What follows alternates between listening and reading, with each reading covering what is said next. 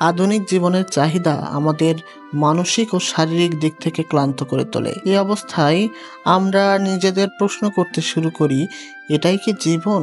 আমি কি চাই?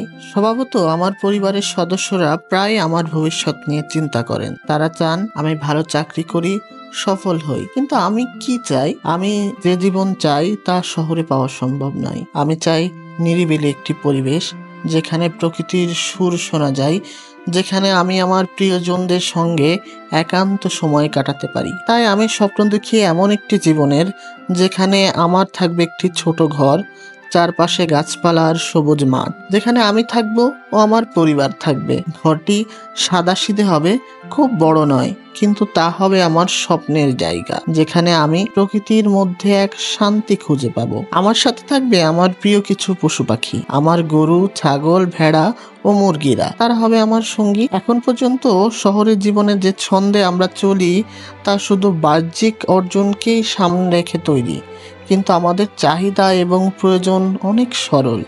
আমি চাই জীবনের অমূল্য মুহূর্তগুলো উপভোগ করতে। মনের সুখ ও শান্তি হবে আমার আসল প্রাপ্তি। গ্রামের জীবন, যেখানে কোথাও কোলাহল নেই, যেখানে বাতাসে মিষ্টি গন্ধ আছে এবং রাতের আকাশে তারার ঝলকানির মাঝে নিজেকে হারিয়ে ফেলতে পারি, এমনই জীবন আমি চাই।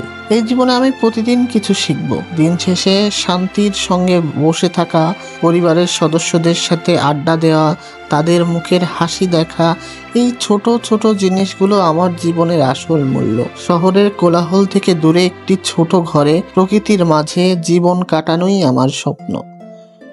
শহরের জীবনের চেয়ে প্রকৃতির অদেখা রূপ এবং তার নীরব শান্তির মাঝে আমি সত্যিকার আনন্দ খুঁজে পাব।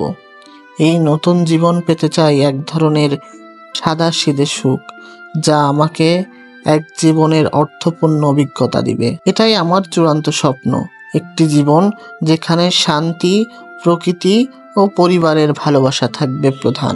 আপনার জীবনের আসল সুখ কি? কমেন্টে জানাতে পারেন আমাদের। সবাই ভালো থাকবেন। দেখা হবে নতুন কোনো ভিডিওতে।